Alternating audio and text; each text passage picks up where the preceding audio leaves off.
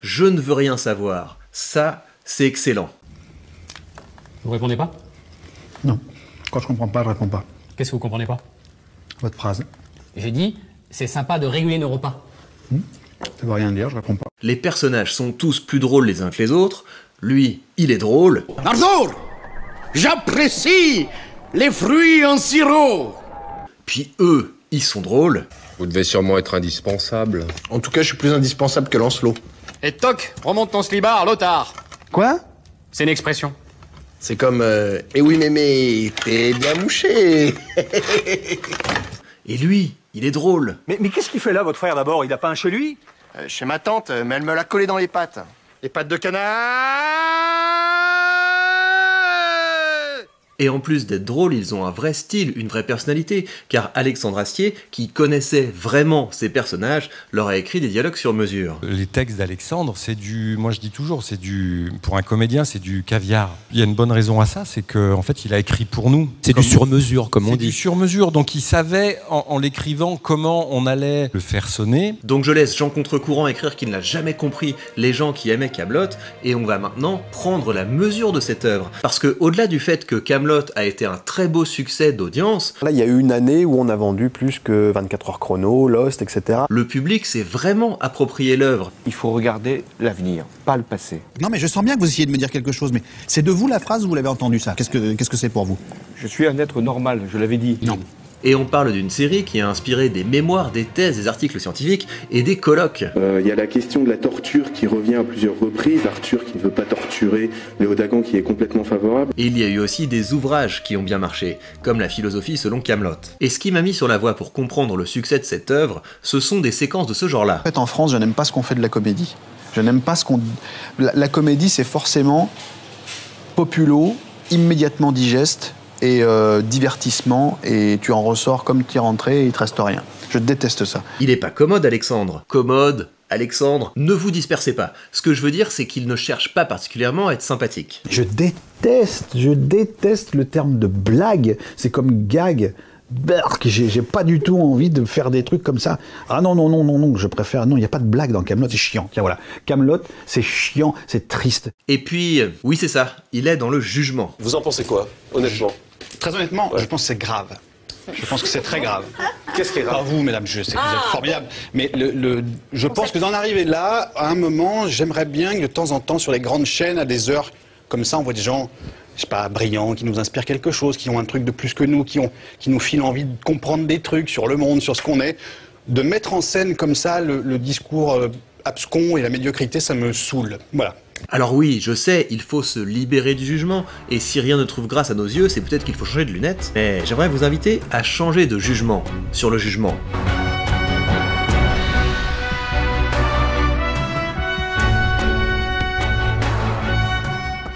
Dites, est-ce que vous avez déjà vu passer ça? Excusez-moi, vous êtes complètement cintré, non? Ah, dites donc, méfiez-vous, hein. Faudrait voir à pas trop tirer sur la ficelle. Vous allez quand même pas me dire que vous êtes pas spécial? Moi, je veux bien rendre service, mais si vous êtes pas content. Ça, c'était avant Kaamelott. Et vous avez déjà l'idée de départ, celle de l'homme exaspéré qui est poussé à bout par des personnages exaspérants. Pas jouer à Tienne non plus. Ah, attention, hein, méfiez-vous! Foutez-moi le camp, espèce de pingouin. Allez donc pisser chez vous, comme ça vous saurez où c'est. Je pourrais aussi aller voir votre directeur, vous feriez moins le mariole! Le directeur et moi, on vous en... Et comme souvent, les bonnes idées naissent du croisement de deux concepts. Par exemple, le pitch de Alien, c'était les dents de la mer dans l'espace. Et Kaamelott, ce sera l'homme exaspéré à la table ronde. Il me dit, oui, tatati, tatata, le Graal, en fait, c'est une pierre incandescente. Quoi? Mais vous nous avez jamais parlé de ça? Bah non. Mais pourquoi? Alors bien sûr, avoir une bonne idée c'est une chose, savoir bien l'exécuter c'en est une autre, et c'est là que les différences se font. Et quand on se plonge dans le parcours d'Alexandre Astier, on tombe assez rapidement sur ce qui a dû l'aider à ne pas perdre trop de temps. Alexandre Astier a commencé à apprendre la musique jeune. Jusque-là, rien d'exceptionnel. Ce qui est moins commun, c'est qu'il a poussé le cursus jusqu'au bout, jusqu'au point d'être capable d'enseigner le solfège et de composer.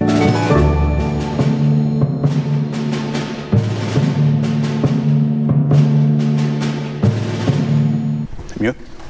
C'est mieux. Et quand on pousse l'apprentissage d'une discipline jusqu'à la maîtrise, deux choses très puissantes se produisent. La première, c'est que quand vous créez, vous risquez moins de réinventer la roue, de faire quelque chose de banal, de commun. Pourquoi? Parce que vous connaissez l'état de l'art, vous savez quelles directions ont été empruntées, où ça a mené et ce qu'il en coûte de parvenir réellement à innover. Maîtriser une discipline vous permet d'introduire des variations subtiles à l'existant.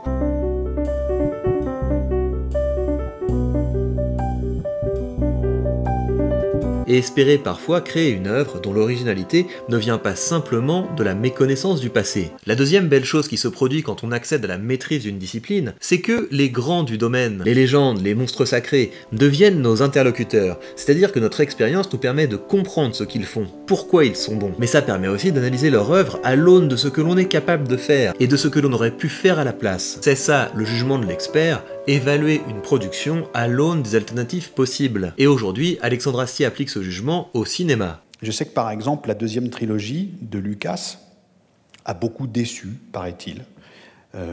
Pas moi. Je pense que mon épisode préféré de Star Wars est dans cette trilogie-là, parce que je crois que je suis sensible à ce qu'il fait lui. Moi, je veux savoir ce qu'il fait lui. Ça ne veut pas dire que je suis d'accord avec tout ce qu'il fait, parce que par exemple, je ne suis pas persuadé que Lucas, avec tout l'immense respect que je lui dois, dialogue très bien. Je ne suis pas persuadé d'être d'accord avec ces dialogues, par exemple. Mais quand c'est lui qui fait, il y a toujours une qualité au truc qui fait que je ne m'y attendais pas et que je sens qu'il a la paternité de son œuvre très fortement et qui me surprend parce qu'il est allé là où moi, amoureux de Star Wars, en tout cas à une certaine époque, j'aurais pas pu anticiper de suite. Et là, je voudrais insister sur un point qui vous concerne si vous avez du mal à choisir entre vos passions.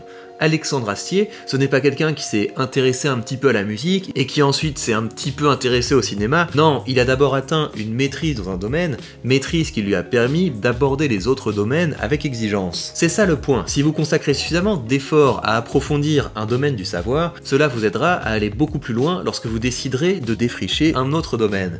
C'est de ça dont parle Alexandre Astier ici. Faire un spectacle, c'est se dire, eh ben, en fait, je vais prendre un an, je vais prendre je sais pas combien de temps, et je vais pas écrire du tout. En revanche, je vais comprendre. Je vais essayer de faire le step de plus que Monsieur Tout-le-Monde qui va venir dans ma salle et qui, lui, sera sur la step d'en bas parce qu'il ne s'est pas occupé de ça.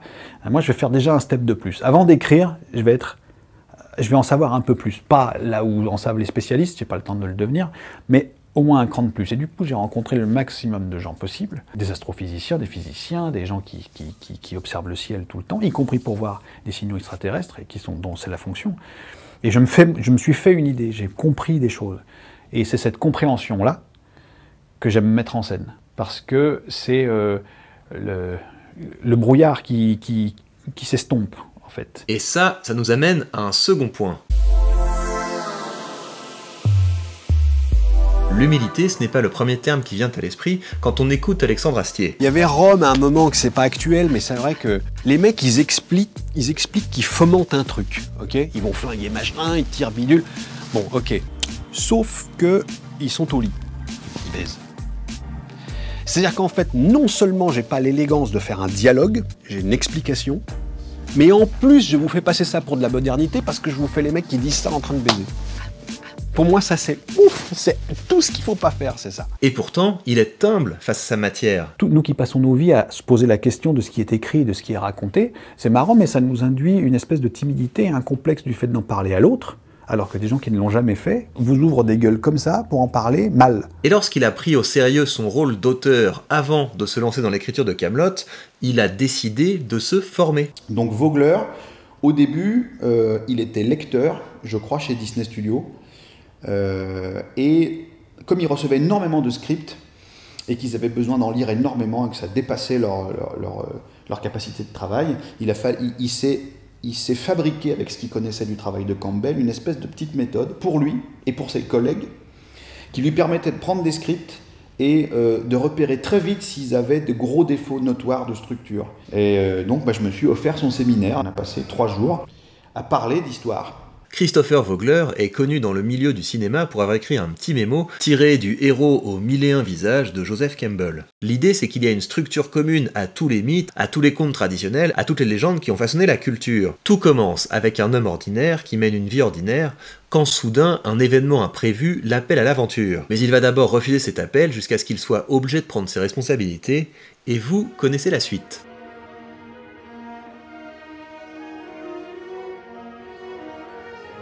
Quoi qu'il en soit, ce schéma tel qu'il était enseigné par Christopher Vogler a profondément marqué Alexandre Astier. Et là, vous devriez me dire qu'il y a quelque chose qui cloche. Parce qu'autant au niveau des dialogues, Kaamelott c'est vraiment bien. J'ai pris un caillou trop léger. Mais qu'est-ce que vous foutez? Sire, vous allez rire. Ça m'étonnerait, je signale que ça fait 1 heure que je crapahute dans les étages pour vous trouver. On joue au jeu du caillou. Quoi? Moi j'ai juste surveillé le frère de Caradoc pour lui permettre d'aller uriner. Où elle est la poulette? En termes de narration, c'est quand même l'histoire de chevaliers qui sont tellement mauvais qu'ils ne partent même pas en quête. Il était grand comment à peu près ce serpent géant? Oh, à vue de nez, il était long comme ça. Et c'est d'ailleurs justement ça qui est drôle, c'est que l'histoire ne commence pas. Attendez. La fois où vous êtes parti 3 mois, c'était ça? Bah oui. La quête du serpent géant du lac de l'ombre. Ils se barrent en mission pendant 3 mois et ils reviennent avec une anguille. Ah non, l'anguille, on l'a pas ramenée. Pourtant, à partir du 3e livre, les choses évoluent. On voit apparaître des épisodes doubles qui permettent d'approfondir l'intrigue, et on sent bien qu'Alexandre Astier a envie de nous partager ses réflexions sur la narration. Non mais c'est normal d'inventer. Bon, faut pas tout inventer non plus, mais il faut savoir faire résonner l'histoire. La légende. Vous savez ce que ça veut dire, légende? Je crois, oui. Et je vais mettre 2 heures à expliquer, ça va m'énerver. La légende, c'est qui mérite d'être lu. Quand on file une histoire à un copiste pour qu'il en fasse 3 exemplaires, que ça va lui prendre 3 mois et que ça va coûter la peau des fesses, c'est pas pour raconter le temps qu'il fait ou ce que vous avez bouffé le midi. Hein? Faut que ça pète. Pour ça, je mets des vieux. Au cours du livre 4, les épisodes plus longs vont se multiplier, et à partir du livre 5, le ton va changer. Il y a toujours des dialogues et des situations qui visent à faire rire, mais le comique est dilué dans le tragique, et l'intrigue prend de plus en plus de place. Et puis vient enfin le livre 6, où le format change résolument.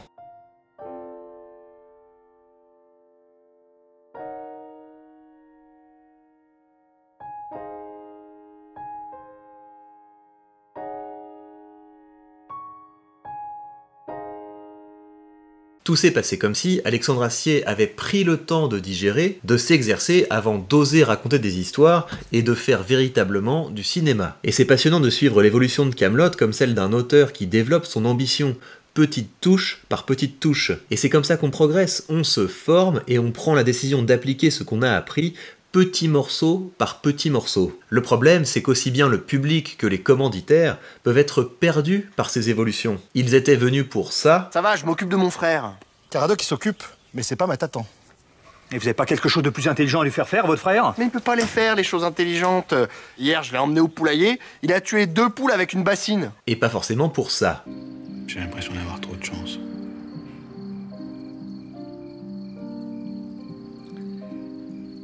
Et là-dessus, Alexandre Astier a une réflexion éclairante. C'est toute la différence entre la création artistique et le marketing.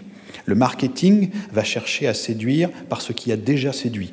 C'est-à-dire, on a remarqué que ce yaourt ou cette salade en sachet, elle marchait bien, donc on va mettre le yaourt d'après et la salade en sachet d'après, sachant qu'on veut garder à tout prix les clients de ce yaourt et de cette salade en sachet. La création artistique, c'est l'inverse. La création artistique passe par la séduction qui ne prend racine sur aucune base, justement. Vous ne pouvez pas toujours vous reposer sur ce qui a marché hier. Vous devez également aspirer à lancer des modes, à découvrir ce qui marchera demain. Mais ça demande une belle qualité. Une des choses les plus inspirantes quand on écoute Alexandre Astier, c'est qu'on sent son combat pour être un auteur. Comme Kaamelott a fonctionné et qu'il a une... comment on pourrait dire ? Il a des gens qui attendent Kaamelott et qui aiment beaucoup Kaamelott et qui comptent sur Kaamelott. Et bien en fait, je sens instinctivement que le public s'occupe d'un Kaamelott qui a eu lieu. Et moi, je ne peux pas m'occuper de celui-là. Je ne peux être que très reconnaissant vis-à-vis d'une communauté qui a la gentillesse de me suivre. Mais je ne peux pas écrire le Kaamelott d'avant. Je tricherais si je faisais ça. Donc, évidemment, ma démarche passe par le fait d'écrire le Kaamelott que j'ai en tête, moi, c'est-à-dire le seul qui me permette d'être en avance, en fait, sur les gens qui imaginent les choses. Un auteur, c'est quelqu'un qui parvient à faire entendre sa voix malgré tous les cadres, malgré tous les codes, malgré toutes les contraintes des formats. C'est un véritable combat car innover, c'est décevoir, c'est prendre le risque de recevoir les « pour qui il se prend », les « c'était mieux avant », et c'est d'autant plus difficile que c'est une quête que l'on doit mener seul. Tant que votre œuvre n'est pas terminée, elle est fragile. Difficile de savoir où on est quand on est toujours sur le point de tout raturer, de tout effacer, de tout recommencer. Ça a marché, l'exoconférence, c'est quelque chose qui a eu vraiment un succès notoire, mais ce que les gens ne savent pas, c'est que la veille de la première, j'ai dit à mon équipe combien ça coûte de tout arrêter. Il y avait une sensation de texte mort, de texte... J'étais pas allé assez loin, j'avais pas fini en fait. Parce que je suis très timide. Et l'absence de reconnaissance nous rend fragiles, plus perméables aux critiques et aux conseils, plus susceptibles d'échouer là où on voulait nous maintenir et là où on voudrait nous emmener. C'est là que vous avez besoin d'une compétence essentielle, l'intégrité. Peut-être que cette idée ne va pas prendre, peut-être que ce projet va rater, mais vous avez suivi le plan, les valeurs, la vision que vous vous étiez fixée, parce que c'est ça qui était juste, parce que c'est cette route que vous vouliez explorer. Et quand parfois les impasses, les cul-de-sac, les fausses adresses, les portes claquées viennent à vous démoraliser, souvenez-vous de ceci. Qu'est-ce que c'est, le Graal? Vous savez pas vraiment. Et moi non plus. Et j'en ai rien à cirer. Mais c'est le Graal qui fait de nous des chevaliers. Ce qui nous rend meilleurs, ce n'est pas de posséder le Graal, ce sont les épreuves que l'on traverse pour le trouver. Petit flashback, là tel que vous le voyez, c'est vendredi. Et le vendredi, je m'amuse avec le montage. Le montage, c'est quelque chose qui me prend souvent du temps, surtout avec un épisode de ce genre-là, parce qu'il faut toujours gérer, quand on parle d'une série ou d'un film, les questions de copyright. Mais voilà, j'aime bien le montage, c'est pas quelque chose que j'ai envie de déléguer, parce que je trouve que ça peut apporter vraiment quelque chose. Quoi qu'il en soit, c'est beaucoup de boulot, et si vous voulez m'aider à continuer, vous pouvez le faire très simplement. Il suffit d'aimer cette vidéo, de la commenter, et de vous abonner si ce n'est pas encore fait. Prenez bien soin de vous, et à très vite pour de prochains épisodes.